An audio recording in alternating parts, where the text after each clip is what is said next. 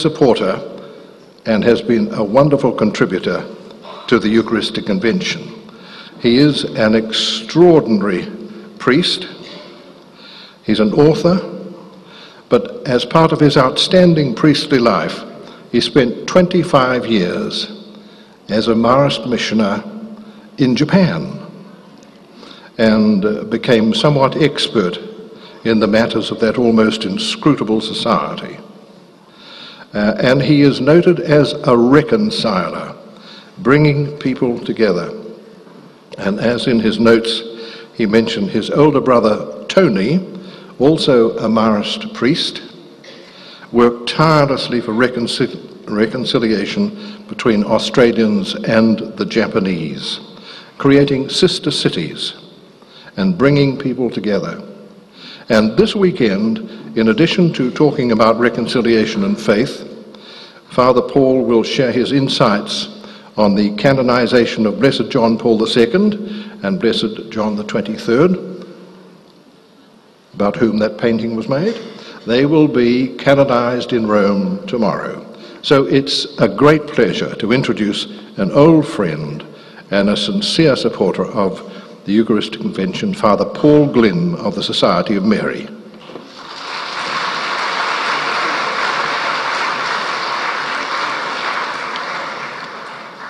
Good afternoon, everyone. Wasn't that a beautiful Mass we had? The Lord loves our laughter. He wants us to be joyful people. And certainly that Mass was a Mass that was full of love and full of joy. I've been hearing confessions. It's very impressive to hear people just opening up their heart completely to the Lord. They just want to be good people. And over this weekend now, the Divine Mercy Weekend, there'll be special graces for every one of us. So let's ask the Lord, let's talk to Him. I've told some of the people coming to confession to me, now go out and tell the Lord what you just told me and listen to what He advises you, because He certainly does advise us if we ask Him. A friend of mine worked in a parish where Bob Hope used to go to church. You'd all remember Bob Hope. He became a Catholic. His wife went regularly to Mass for years. Bob would often go with her, and finally, I think it was 10 years before he died, he asked to be received into the church. But he said, don't tell the newspapers. He didn't want a big note himself. And he actually lived well into his 99th year. And on one occasion, because the person speaking thought he was deaf, said, who would want to live to be 100? And he said, someone who's 99. He said, when I was a young entertainer, I would have starved to death, except for all the vegetables and fruit they threw at me on the stage. And I think it was Bob, wasn't it, who told that story about the old-timer. He was 110 years old, and the local journalist came to interview him, and the old-timer said, had I known I was going to live so long, I would have taken better care of my health. Well, Bob found the faith through the good example of his wife, and he gave us a lot of laughter. I'm going to talk to you today, first about a problem I had. In Australia, when Vatican II was going on, the Archbishop of Hobart, Gilly Young, put on a big liturgy conference. And they prepared for about 6 months, and they sent out questionnaires asking the people what helped them in the liturgy and what didn't help them. And quite a number of people said, sometimes we like to hear the priest talk about his problems and how he handled them. This is very much in touch with Vatican II. Until Vatican II, we used the word sermon. After Vatican II, we began to use the word homily. Like a sermon is like a school teacher up on high, yous down there, yous better do this.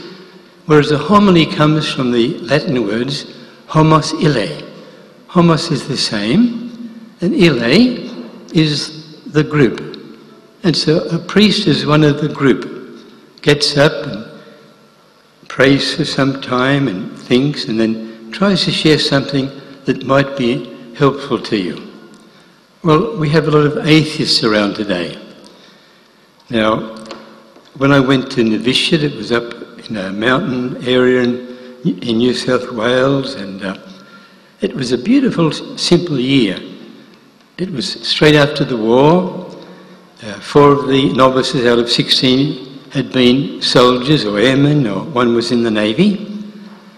And there was a great sense of optimism in Australia. The war was over. Most of us had brothers in we were worried about they might have been killed, and they'd all come back safely. And it was just a full-time, simple year with the Lord.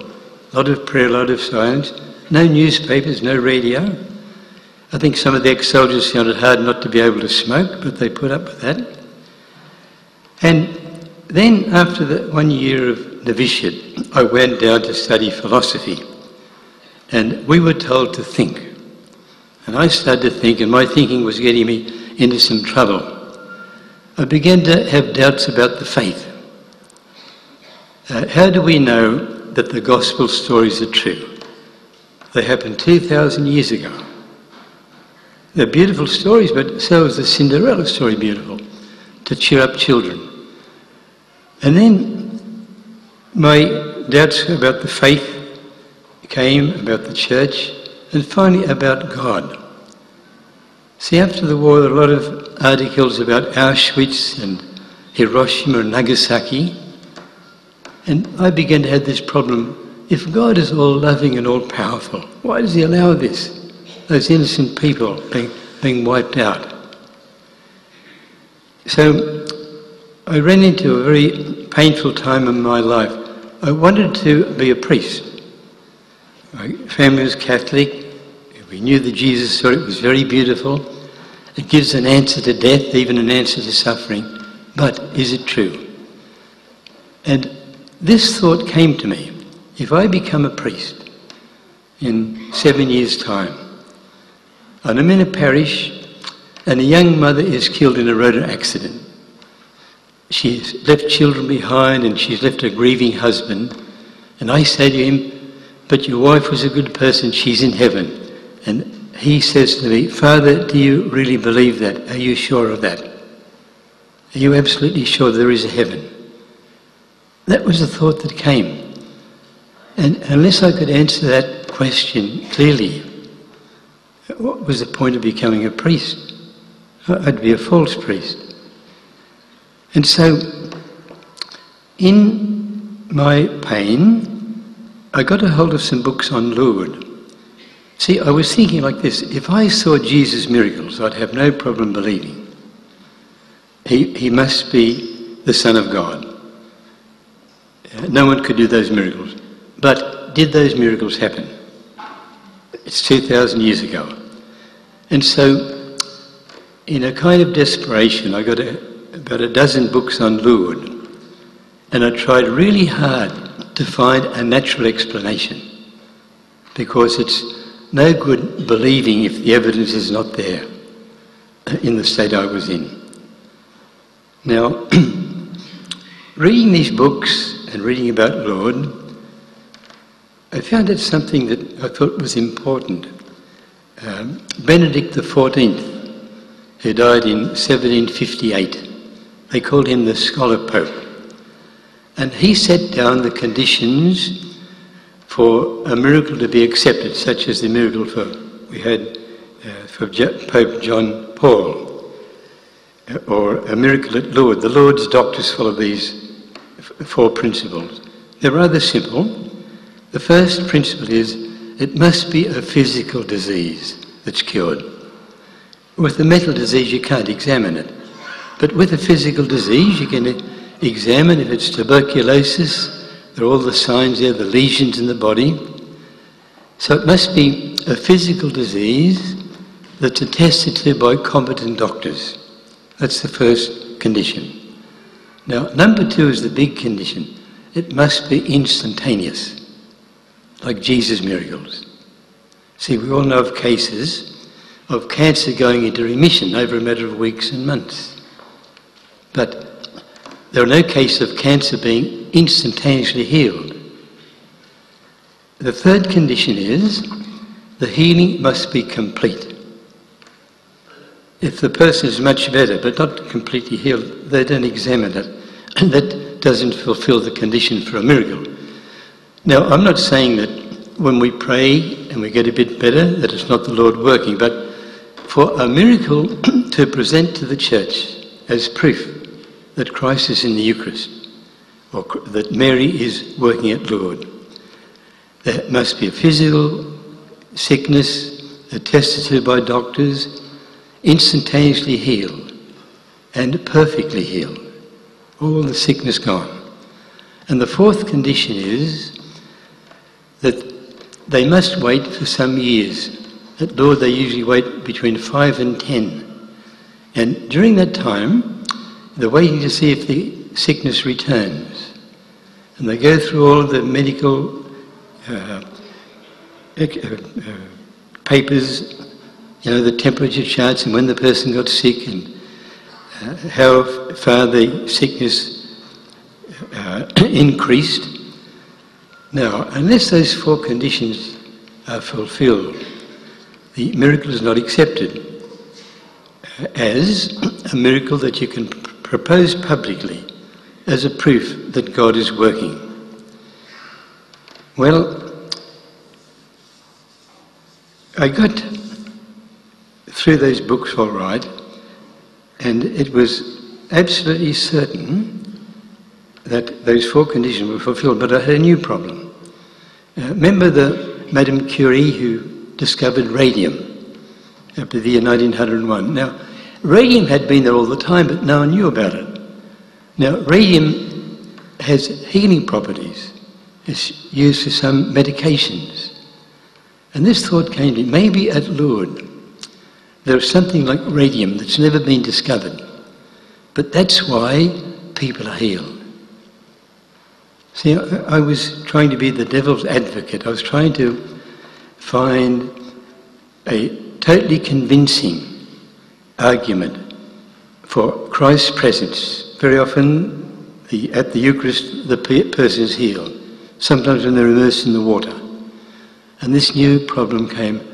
How do we know that just like before Madame Curie and her husband discovered radium, that had been there all the time but no one knew, how do we know there's not something in the air or the earth at Lourdes that caused these healings? Well, I soon found the answer to that. Many miracles happen away from Lourdes. Probably the most famous is Pierre de Rudder. Pierre de Rudder was a Belgian. He was working on a big aristocratic castle and estate. This aristocrat was a count. He had a castle and a lot of surrounding property. And Pierre de Rudder used to be the man in charge of looking after the property. And one day they cut down a tree. There were 3 of them. And when they were shifting it, the tree moved and crushed Pierre de Rudder's left leg. It cracked the two, there are 2 bones in the leg, the fibula and the tibia. And just below the knee on the left leg, there was this break.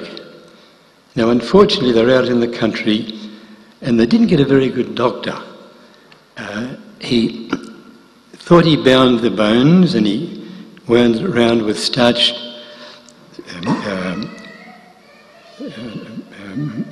bandages. De Rudder was in a great deal of pain.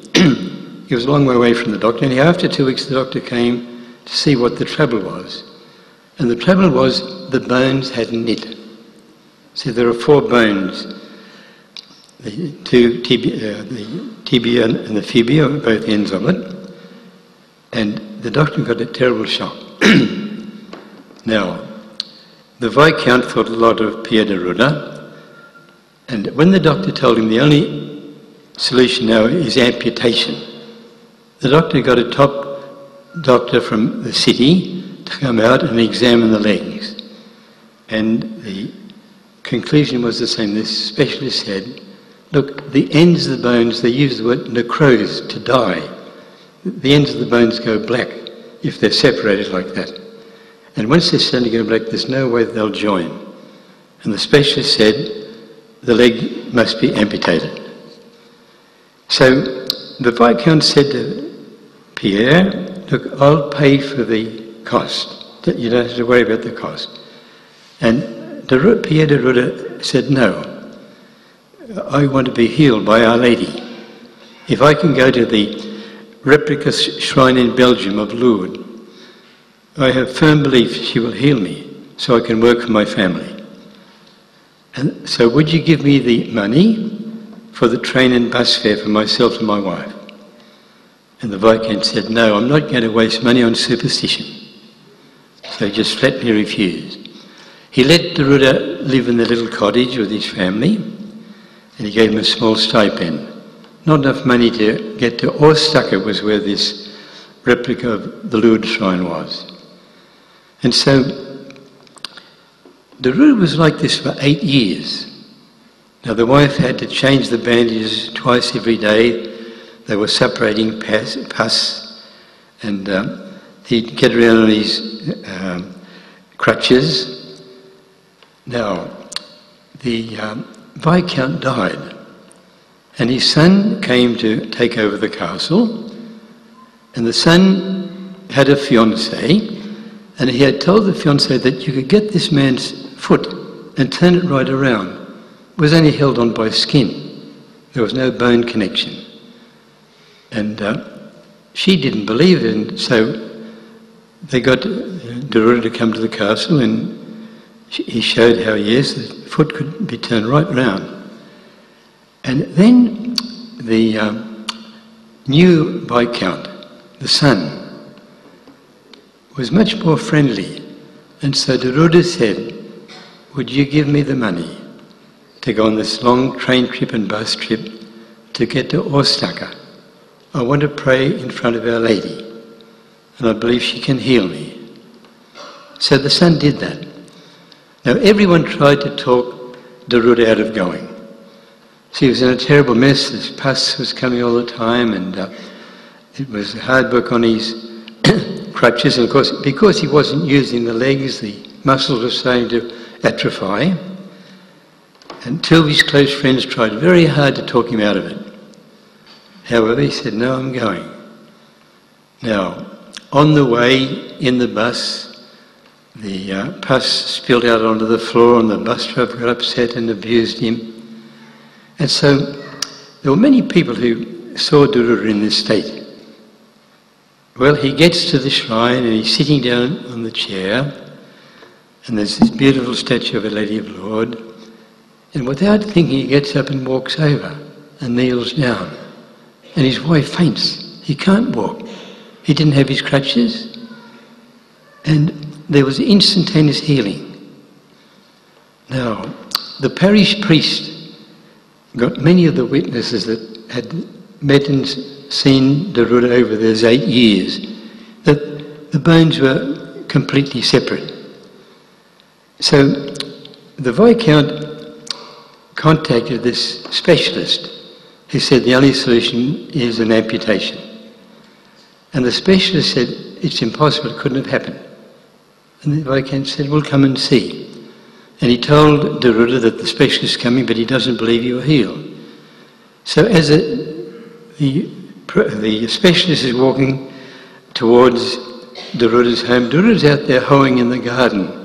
And when he sees him, he starts to jump up and down. He says, does this convince you? Well, it did convince the specialist. The specialist had been brought up as a Catholic, but at university he became a freethinker. There are no miracles.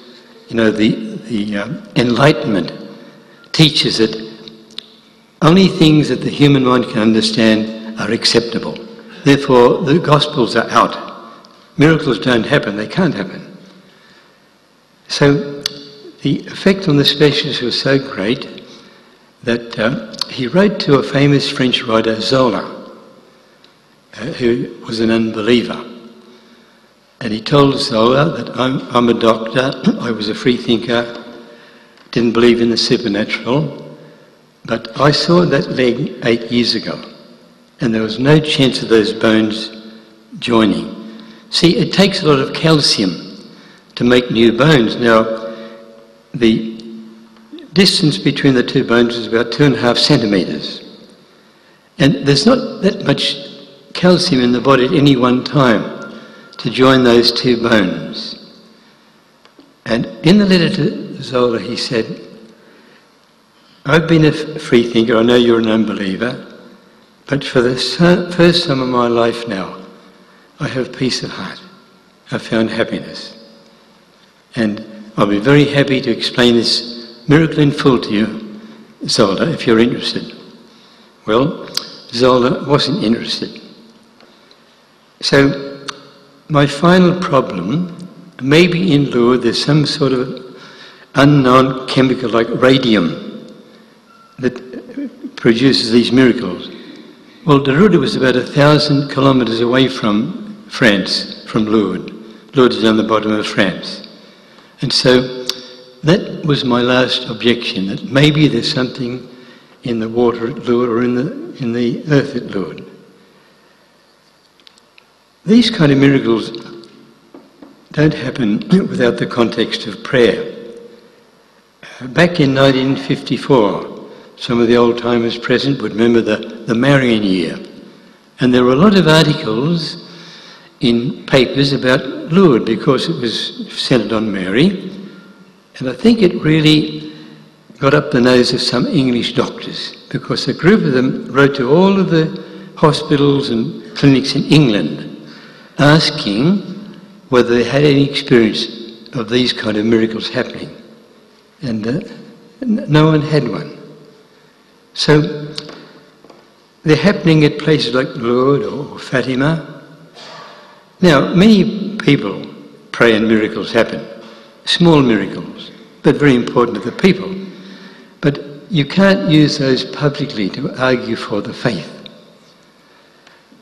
So, a couple of years ago, I got permission from my boss. I said, I almost lost the faith. And what saved me was the witness of miracles at Lourdes. Many young people no longer come to Mass. Many young people, it's not that they've got ill will, that they don't believe. There's an atmosphere of unbelief in our society, isn't there? You know, on London buses now, you see these signs put up by atheists. God probably doesn't exist. So forget him and have a good time.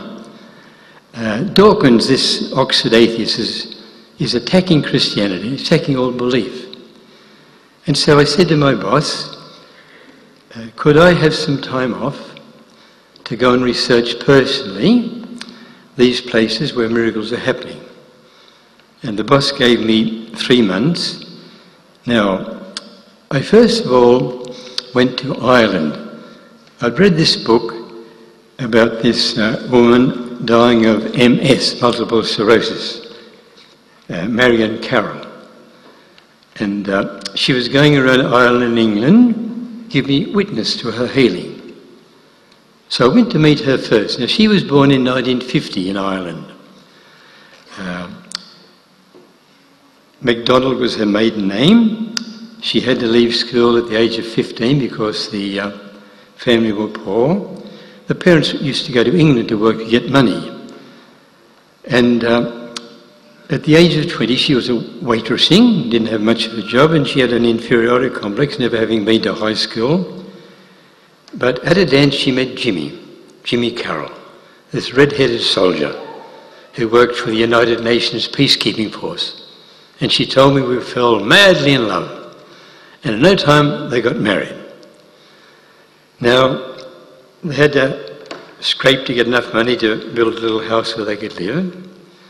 And Jimmy went to Cyprus. He was on duty there in the United Nations Peacekeeping Corps. And she said, after the first child, Anthony, was born, strange things started to happen to her that had never happened before. She'd drop things, for instance. And she'd get these terrible headaches that she'd never had before. And sometimes she'd trip on the carpet.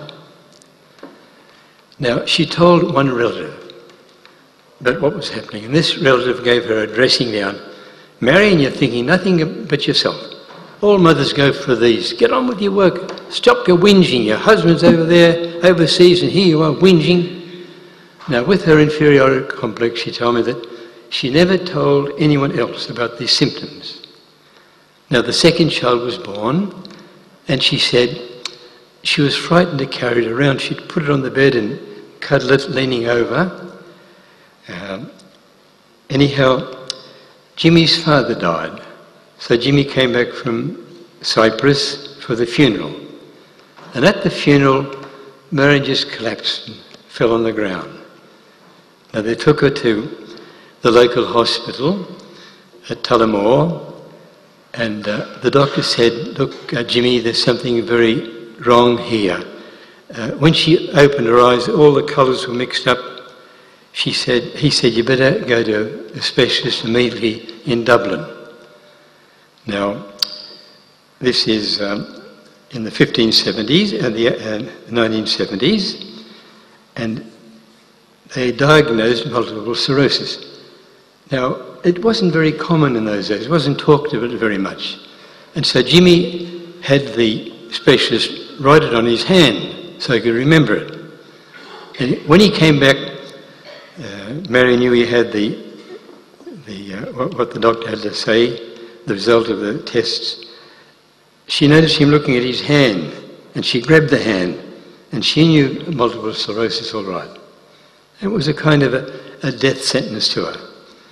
And she told me how over the next years, progressively she got worse. The neck muscles went. Unless she wore a surgical collar, she couldn't hold her head up. And then the throat muscles went. Like MS attacks the muscles, doesn't it? And she couldn't anymore have solid food. Everything had to be liquefied. She'd have it through a straw. She could no longer hold a cup of tea. And then she became doubly incontinent. And she said, MS had taken away all my dignity. Now, then the kidneys, the catheter is running pus and blood. So Dr. O'Mara, her doctor, said, Marian, we'll have to operate. I don't know what it is. I can't promise a result, but we'll have to operate. Now, it was 1989, and towards the end of August. The operation was to be in early September. Now, on the last Saturday in August, Jerry Glynn turned up. He was an ambulance driver. And he said to Jimmy, there's a healing mass for the sick up at Knock. Bishop O'Reilly is inviting all the sick to come. I have a free day and we have a spare ambulance. What about if I take Marian up? Great, said Jimmy. So he goes into the room. Now, Marian's speech was so difficult to decipher that Jerry Flynn didn't know exactly what she was saying, but Jimmy got the message. Marian said, look, I'm sick, I'm tired, I don't want to go anywhere, please leave me alone. And Jimmy said, love, you've been in this room for months and months. It's 3 years since you've even been able to get up and walk with your crutches. Jimmy's an ambulance man, he knows how to help the sick. You go with him. It'll do you good to get out in the fresh air, and it will be a lovely mass. So against a better judgment, she goes. Now, some years later, researching this story, I looked up some of the people. Judy Coyne was one of them. Judy Coyne was in charge at the clinic in Knock. Knock is the place in Ireland where Our Lady, the Holy Family appeared after the potato famine. And it was an apparition about the Mass. It was thanking the Irish people that through the famine, that kept the faith, it kept going to Mass. So now they have this shrine there and there's this clinic. Many sick people go there, so they're encouraged to bring a list of their symptoms. If they have a bad turn, the doctor then knows what to work on. So Marian said she got this symptom, and Judy Coyne said, I couldn't understand her talk. She was totally blind in one eye and barely saw out of the other. And because she was doubly incontinent, we had to change all of her underclothing. And Judy Coyne said she was a dying woman. I know a lot about dying people. Anyhow, they strapped her into the wheelchair because she had no muscular control, so she wouldn't fall out when they turned. And they got her into the church, and Bishop O'Reilly had said, bring the sick people up close to the altar. So they wheeled Marian up in her wheelchair, and she told me that I looked up at the statue of Our Lady, and I thought it was the most beautiful statue I'd ever seen. And this is what she said. I wrote down what she told me. I looked up and thought the statue was the most beautiful and friendly I'd ever seen. I knew I was dying, and my children needed a mother. Above all, I was sad for Jimmy. We'd been married 17 years, and most of that time he was burdened with a sick wife. I couldn't get my thoughts in order. I wanted to try to express them to another woman, another housewife, who would understand. So I looked up at Our Lady and I said, you're a mother too. You know how I feel about leaving Jimmy and the children. It wasn't a prayer, it wasn't a statement. It was just one woman chatting to another. I then prayed to Mary, asking her to look after Jimmy and the children and give them the grace to accept my death as the will of God. And then the Mass started. And at communion time, Bishop O'Reilly came down and gave all the sick communion first. And Marian said it was like an electric current that went through her. And everything changed. She waited till the end of Mass. Now, she couldn't get out of the wheelchair. She was all strapped in so she wouldn't fall out. And Noella, a friend of hers, had come up and greeted her, and she called Noella and she said, will you unstrap me? And Noella did, and she went back to the medical bureau. Now, Judy Coyne, the matron, said it was like a resurrection. That woman, an hour before, was a dying woman. And now here she was, she could speak normally. I tried her whether she could read. I said, try reading this, and she held up the Knock magazine and ran and said, oh, this is about the rosary. Oh, yes, she said, Jimmy and I, when we're really down, we say the rosary together. And she read it perfectly. Now, Judy Coyne agreed that she could go home sitting up in the ambulance. Now, when she got home, she rang up Dr. O'Mara. All through, doctor, I've been cured, I'm walking. Good God, woman, get back into bed. He thought it was some just temporary euphoria. And so he came to see her. Now the catheter was no longer running pus and blood, and she spoke normally, she could read, and after 2 days the doctor agreed that she could get up.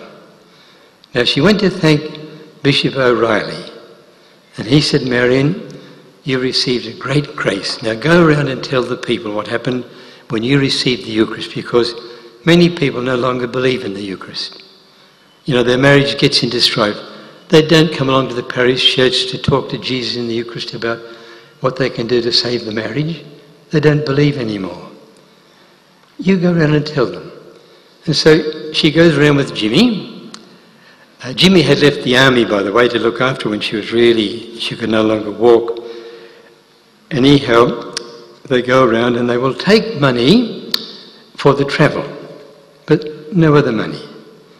She's been to England, been to America, and she's a very simple woman. She wasn't well educated, only went up to the age of 15. But her simplicity adds to her testimony. You really know that this is a woman telling the truth. There's no guile in her eyes. So that was one of the miracles I went to investigate. Now, another one in Ireland that I'd read about was David Parks. Maybe he came to Australia giving his testimony, and he got a beautiful singing voice. Did he ever come to Auckland? Now, his story, I met he and his wife, and I'd read the book about them, but I got the whole story. David said, before I was 10, soccer became my religion. I gave up going to church. By the time he was 23, he was playing soccer at 103 kilograms, a big strapping fella. And he also had a dance band, because he had a good voice. There was a talent quest, and he took part, and he won it. They started to call him the Frankie Sinatra of Ireland. So he had this dance band, he did the singing. Now he was playing soccer for all Ireland. He played against Pelé and George Best and the best of them. And in 1971 he got these strange stomach pains. They tried him on steroids and the pains continued, so they operated. And they found he had Crohn's disease, called after Dr. Crohn, who gave the name to the disease. He discovered it and gave the symptoms. Now, with Crohn's disease, you can't hold food. You vomit it up or you get diarrhea. And he went right down to 53 kilograms because he just wasn't getting nourishment. And altogether, he had 7 operations. The last one was for 12 hours. Now, before the operation, the doctor said, I can't promise anything. There's a possibility that this operation might solve the problem, but I'm not sure. So it took the doctor 12 hours for the operation, but it was a failure. And so he came and told Anne. Anne features in this story. The husband gave away the faith. Their first child was born with a defect that would never be cured. And David wasn't going to Mass, and that's when he said, there's no God. If there was, I'd spit in his face for doing this to an innocent child. You're stupid if you go to Mass. But Anne kept it up. And she kept praying. And she told me, I didn't pray for healing. I just prayed that David would come back to the faith and receive the Eucharist before he died. Anyhow, when the doctor told Anne said, Doctor, I can't tell him. So the doctor said he's got 15 months of life. Will you please tell him? And so the doctor told him, and David told me I cried for 24 hours. My whole life had turned to ash. I'd been a champion footballer playing for the All-Ireland team, I'd had a dance band, and now I had nothing. Now, they put on a benefit concert, the musicians in Dublin, at the Green Isle Hotel in Bigorra. They put on this benefit concert, all these musicians came along and played.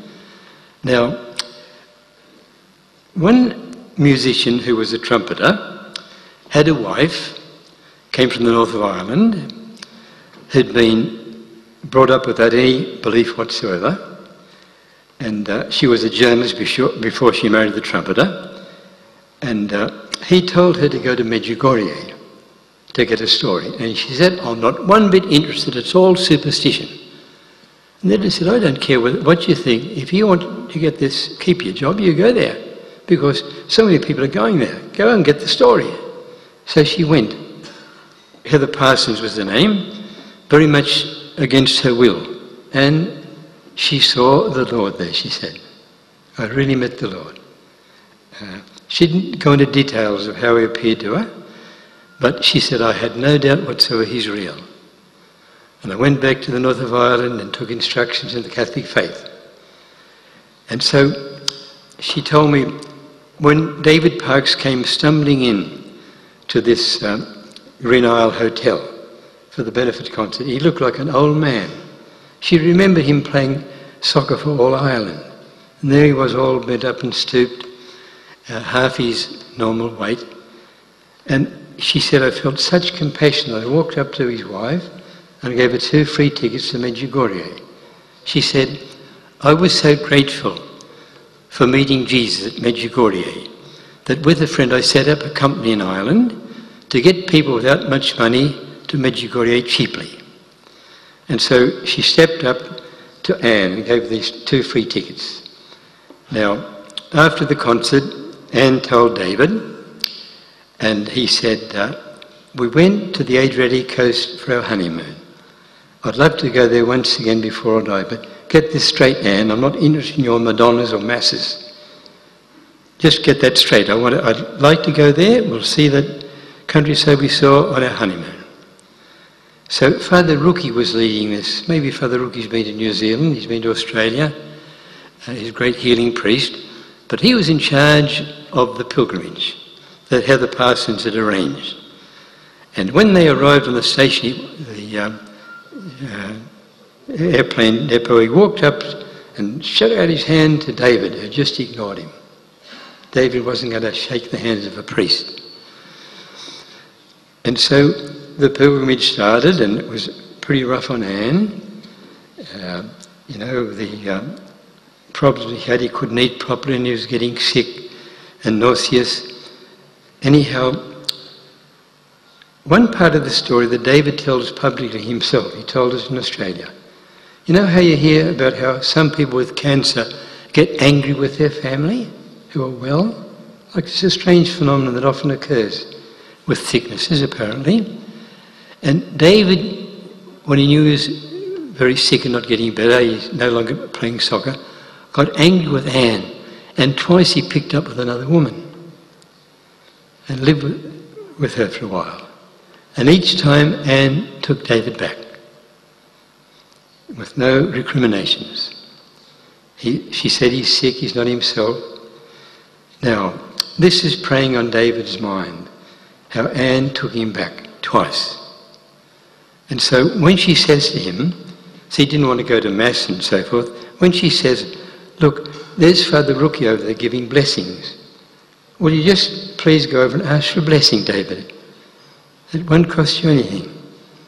And he told me that he was thinking of betraying his wife twice with adultery. And that's why he agreed. And he went over and Father Rookie said, what do you want me to pray for? And he blurted out, I've only got months to live. So Father Rookie said, hold this, and put a crucifix in his hand and prayed over him. And David collapsed. He was out for about a quarter of an hour. He didn't know what happened, but when he woke up, his first words were, who hit me? And this Irish senator, who was also a musician and knew David, said the Holy Spirit did David and he does a good job. Now, David goes back bewildered. He has a normal meal for the first time in months and months, and nothing happens. And the next morning he wakes up and he's got this sin on his heart that he betrayed his wife. And so he sneaks out of the room, and these are the days when priests used to sit on chairs around the countryside in Medjugorje hearing confessions, and he goes up and he said, I haven't been to a Catholic church since I was 10. I don't know any prayers, but I want to confess my sin. And so the priest heard him and told him it didn't matter about not knowing the prayers. Now he's met Jesus and he knows Mary is real too. And so David goes back to Ireland and he puts on a kilogram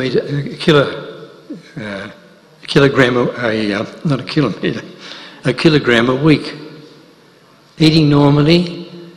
Now, the one sad part of the story is the doctor refused to testify. Sometimes it happens at Lourdes. The doctor is an unbeliever. He's not going to get mixed up with superstition. Now, David's doctor refused to give any testimony about David's sickness, which is sad. You might even think that maybe that's a sin against the Holy Spirit, just refusing to believe. Well, David was a singer, but he began to sing songs about Our Lady. He'd put out a number of CDs, and he put out one on Our Lady. And a group in America heard his story. There were about 15,000 at this big gathering, and they asked him would he come and tell his story. And he told them, including the part how he betrayed his wife twice, out of anger that he was dying and she was well. And then he sang. Now, the wife told me that his voice is much more beautiful now. There's a quality in it that wasn't there before. You know, he'd be singing all sorts of risque songs before at the nightclubs, but now there's something very pure. And he might come here one day. Maybe John Porteous might know about him. But see, here's another miracle. There's no Lord water involved. He didn't receive the Eucharist. Often, Lord, when they receive the Eucharist, the healing takes place, or in the water. And David just received the faith. He knew, that's why he went to confession, that this me wasn't me yesterday. I've been changed. You know, at Lourdes, I did 2 trips to Lourdes to get some of these stories. What impressed me was this: a doctor there, a doctor in the Lourdes bureau, in the medical bureau, said, "The biggest miracle I see at Lourdes is this: a couple will come along with a Down syndrome baby, and they're all tense and uptight. God, you've got to heal this child." And they go home like this, peaceful. The baby wasn't healed, but they realised this is their mission from the Lord, to look after this little child who will be perfectly healed in heaven. He said that's the biggest miracle, the acceptance of the sickness. It's okay to be sick. Everyone's got to die sometime. And you know, I think that we all have troubles. You might have read that Pope Francis, this marvellous new Pope, said the Catholic Church should be like a field hospital, taking in wounded people from the battle.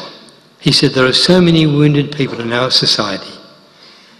In Australia, recently they published a report that the way things are going, that 1 in 4 Australians will go down with a mental disease, many of them with depression. 1 in 4. In Australia now, more young people die from suicide than from traffic accidents. When I was a kid, I'd never heard of youth suicide.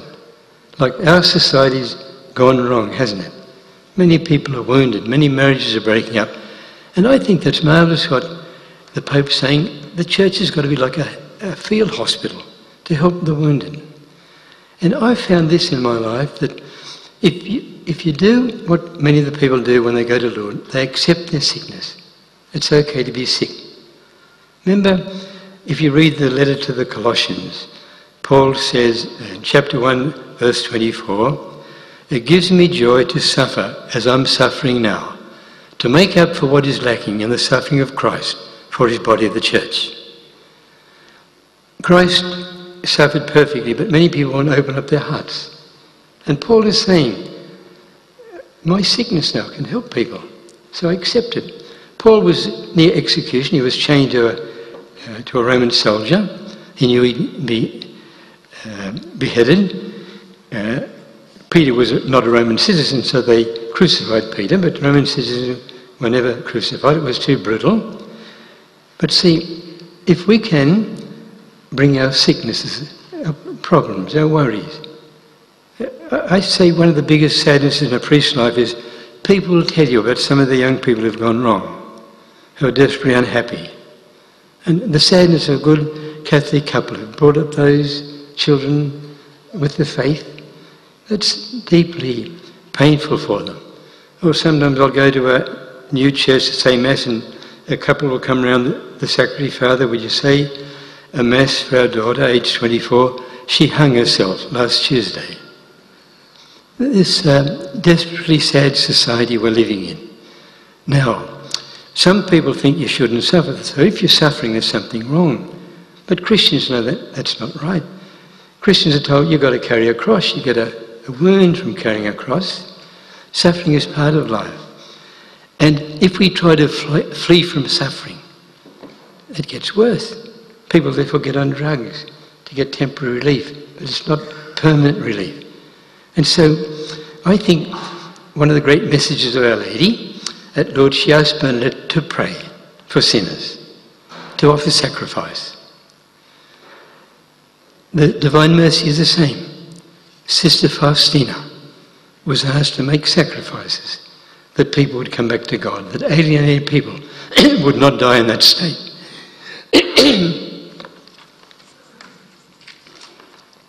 Just a little drop of gin to keep me going.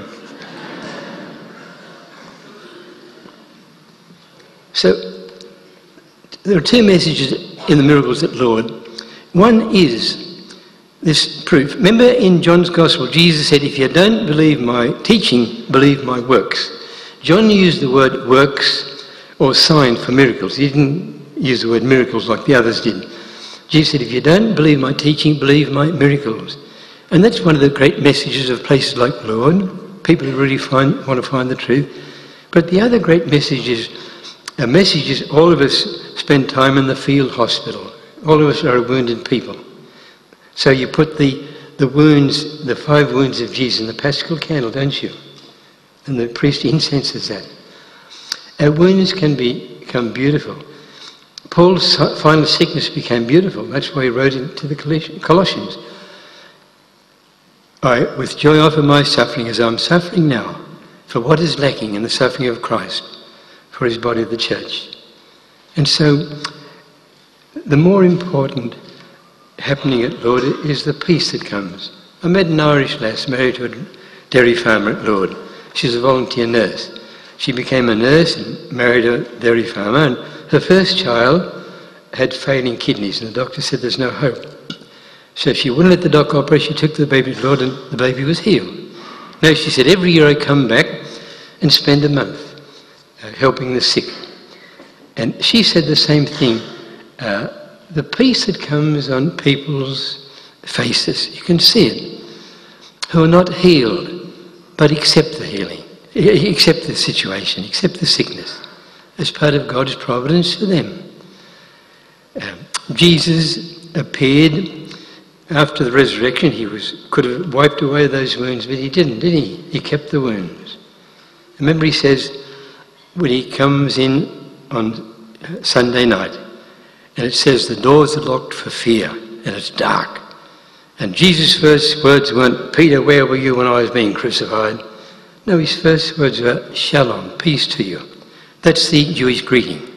And then he showed his wounds, and then he said the greeting again.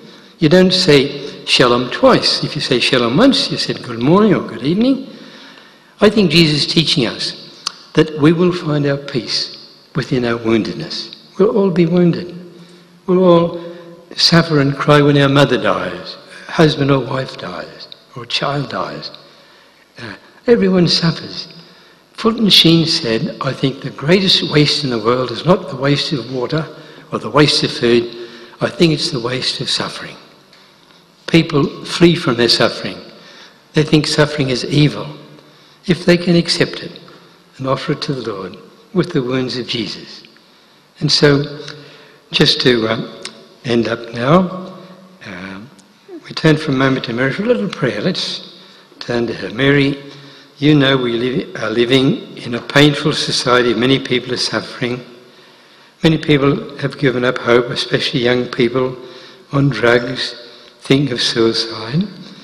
Please, Mary, help us to be people that spread the good news that Jesus is real, that Jesus is the Son of God who came to save us.